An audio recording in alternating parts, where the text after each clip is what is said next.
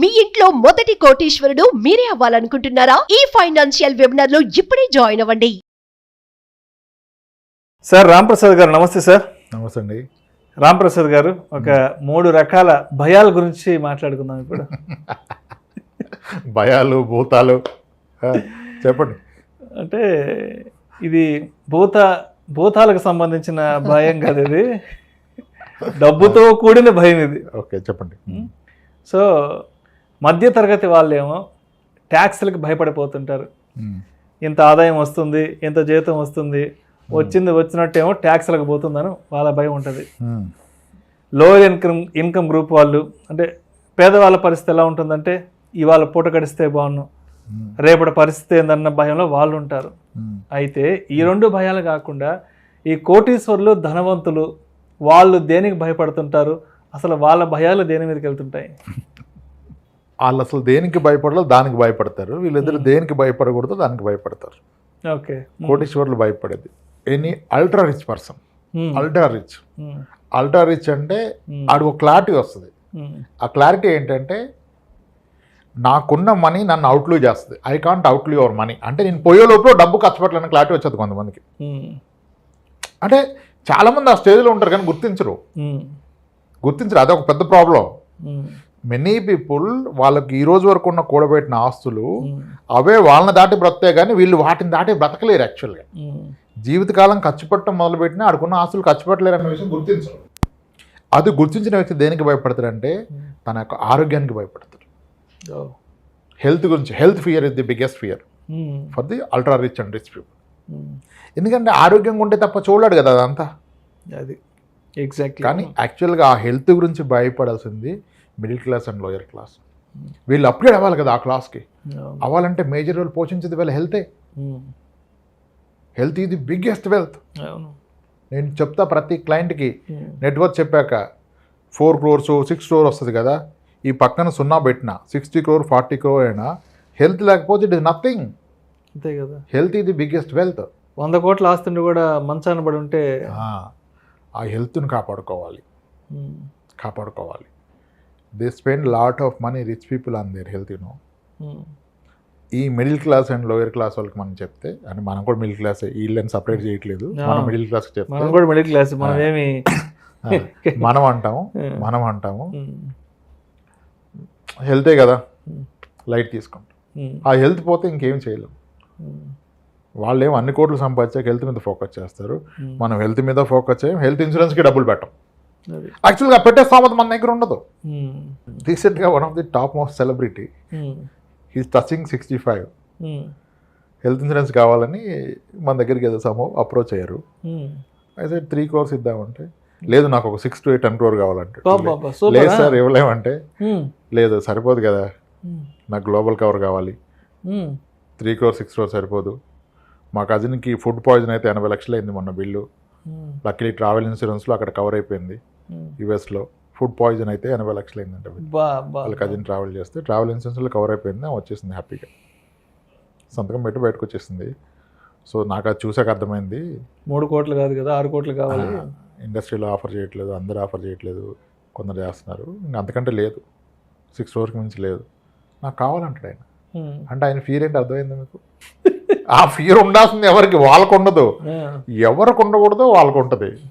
తెలివితేటలన్నీ policy తీసుకునే దగ్గర వాడతారు. వీళ్ళు హెల్త్ ఇన్సూరెన్స్ దగ్గర పాలసీ వారిలో కొట్టి ఎవడు 1000 రూపాయలు తక్కువ ఇస్తున్నాడు అంటారు. కానీ ఎక్కడ క్లెయిమ్ సరిగా వస్తుంది, ఎక్కడ సబ్లిమిట్స్ లేవు, ఎక్కడ నాన్ మెడికల్ ఎక్స్పెన్సెస్ కవర్ అవుతాయి, ఎక్కడ ప్రాపర్ ప్రివెంటివ్ హెల్త్ చెకప్ వస్తుంది, ఇవి చూడరు.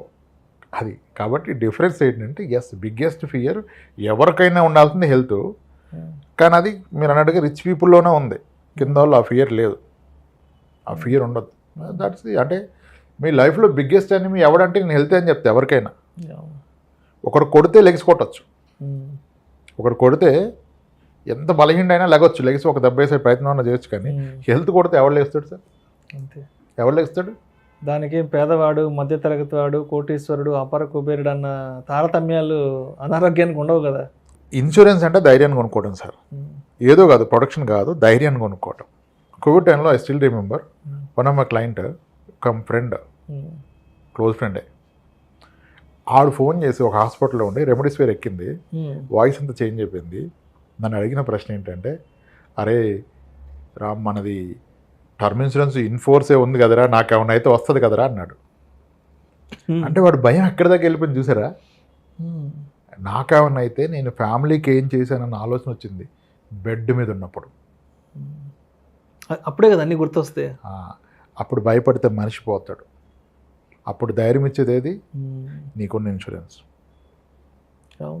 కదా. హెల్త్ ఇన్సూరెన్స్, టర్మ్ ఇన్సూరెన్స్ చెప్తాం కానీ అది ఉంటే భయపడాల్సిన అవసరం లేదు. అది ఉన్న హెల్త్ కాపాడుకోవాలి. ఒకవేళ పొరపాటున ప్రాబ్లం వస్తే అది అట్లీస్ట్ ఇప్పటిదాకా మీరు కూడబెట్టుకున్న ఆస్తుల్ని ప్రొటెక్ట్ చేస్తుంది. సో అందరికీ ఉండాల్సిన భయం హెల్త్, అది కొంతమందికి లేకపోవటం బాధాకరం. ఇన్సూరెన్స్ గురించి మనం ఎన్నిసార్లు మాట్లాడుకున్నా, ఎంత మంచిగా ఆడియన్స్ని ఎడ్యుకేట్ చేద్దాం అనుకున్నా, ఎంత మంచి నాలెడ్జ్ని కన్వే చేద్దాం అనుకున్నా కూడా, బట్ ఎందుకు ఇన్సూరెన్స్ విషయానికి వస్తే ఎవరు కూడా ముందుకు రావట్లేదు. అంటే ఈ వీకెండ్ ఏ సినిమా వస్తుంది, ఏ హాల్కి వెళ్ళి సినిమా చూడాలి, ఎంత పెట్టి కొనాలి అన్న దాంట్లో ఉన్న ఇంట్రెస్ట్, నా కుటుంబానికి నేను ఒక రక్షణ కల్పించాలి, నా కుటుంబానికి నేను భరోసాగా ఉండాలి అంటే ఏ ఇన్సూరెన్స్ తీసుకోవాలి, ఎంత ఇన్సూరెన్స్ తీసుకోవాలి అనే విషయం ఎవరు ఆలోచించట్లేదు. ఒక కొత్త సినిమా వస్తే తెల్లవారుజామున 3 గంటలకో 4 గంటలకో థియేటర్ కాడికి వెళ్ళిపోయేసి 2000, 3000, 5000, 10,000 పెట్టి టికెట్ కొనే సినిమా చూస్తున్నారు. కానీ అరే నా భార్య పిల్లలు నన్ను నమ్ముకుని ఉన్నారు, అమ్మా నాన్న నా కోసం జీవించి ఉన్నారు, నేనే వాళ్ళ జీవితం. రేపు ఏదన్నా అయితే, అంటే రేపు నాకేదన్నా అయితే ఏంటి నా తదనంతరం నేను నా కుటుంబానికి ఏమివ్వగలను, నా భార్య పిల్లల్ని రోడ్డుని పడకుండా ఉండాలి అంటే నేనేం చేయగలను అన్న విషయం ఎవరు ఆలోచించట్లేదు తెలుసా. ఎవరు స్పేర్ చేయట్లేదు. అదేంటో అర్థం కాదు. రోడ్డు మీద ఒక్కొక్కడు రోడ్డు ఖాళీగా ఉంటే 80, 90, 100 స్పీడ్ మీద వెళ్ళిపోతున్నాడు. ఆ స్పీడ్ మీద పోతూ ఏ లారీ కింద బస్సు కింద పడితే నాకు ఏదన్నా అయిద్దన్న భయం కూడా ఎవరికి ఉండట్లేదు సార్. ఇప్పుడు పోనండి సార్, చెప్పగా వినకపోతే చెడిపోతే చూడాలన్నారు, అంతే ఉండాలి. ఇప్పుడు బాధ్యత తీసుకొని మనం ఎంత క్యాన్వాస్ చేస్తే ఏమవుతుంది. So at least I'm happy. కొన్ని మెసేజ్లు వచ్చినాయి గత 2 yearsలో. మీ వీడియో చూసాకే నేను నాకున్న 5 లక్షల పాలసీని 50 లక్షలు చేశాను, 20 చేశాను, మా వైఫ్కి 18 లక్షలు, 17,80,000 బిల్ అయిందని ఒక ఆయన పెట్టాడు మెసేజ్. హ్యాపీ. ఎక్కడైనా తీసుకోండి. ఆ ఇన్సూరెన్స్ ఉండటం ఒక ఎత్తు అయితే, సరిపడా ఇన్సూరెన్స్ ఉండటం ఒక ఎత్తు అని చెప్పాం. ఎడిక్వేట్ ఇన్సూరెన్స్ చెప్పాం. సో ఎక్కడైనా తీసుకోండి, ఎక్కువ తీసుకోండి, సరిపడా తీసుకోండి. మీరు తీసుకున్న ఇన్సూరెన్స్ ఈ రోజు కాదు, మీ భవిష్యత్తులో కాస్ట్ పెరుగుతుంది. ఈలోపు ఆరోగ్యపరమైన సమస్యలు తలెత్తితే ఇన్సూరెన్స్ రాదు, ఉన్నదాన్ని పెంచరు. చాలాసార్లు చెప్పాను.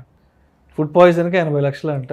ఫారెన్లో లేండి, ఇక్కడ కాదు. ఫారెన్ సరే, ట్రావెల్ పాలసీలో చాలా మంది company group health insurance, wife and husband, father mother ఉంటారు.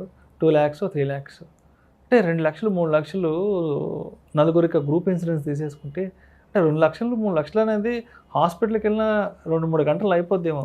ఐసీయూలోకి పోతే అయిపోయింది ఒక హాఫ్ డే. 2 లక్షలు 3 లక్షలు సార్. 3 లక్షలు 5 లక్షల పాలసీ ఉన్నా లేకపోయినా ఒకటే. అందరూ మెల్ల చేతులకి లాగెత్త వచ్చేది 5 లక్షలు. వాటి ప్రాబ్లం 15 అయితే ఏం చేస్తావు, 20 అయితే ఏం చేస్తావు, దానికి ఉండాలి సమాధానం. ఎంతవరకు మమా అనిపిస్తా అంటే ఎట్లా తీసుకోవాలన్నారు కాబట్టి తీసుకున్నా. ఉంది పాలసీ ఉంది,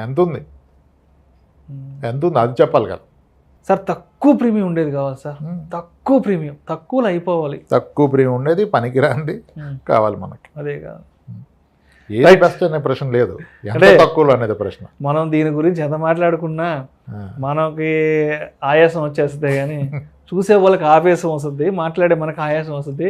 కాబట్టి దీని గురించి ఇంకా ఎంతకంటే ఎక్కువ మాట్లాడుకోవాల్సిన అవసరం ఏమనుకుంటా. So right, thank you Ramprasad గారు. రైట్ అండి. మొత్తానికి ఈ రోజుల్లో పేద మధ్యతరగతి వారు దేనికి భయపడుతుంటారు, ధనికులు అనేవారు దేనికి భయపడుతుంటారు. ఒక అడిక్వేట్ హెల్త్ ఇన్సూరెన్స్ అనేది ఒక కుటుంబానికి ఎంతలో ఉండాలి, ఎంత తీసుకోవాలి, ఎంత ఉంటే ఆ కుటుంబానికి ఒక రక్షణ కవచంలో ఉంటుందనే దాని గురించి చాలా చక్కగా అండ్ మరొకసారి మీ స్టైల్లో మీ మార్కు చూపించే విధంగా ఆడియన్స్కి ఎడ్యుకేట్ చేశారు. Thank you so much sir. Thanks అండి.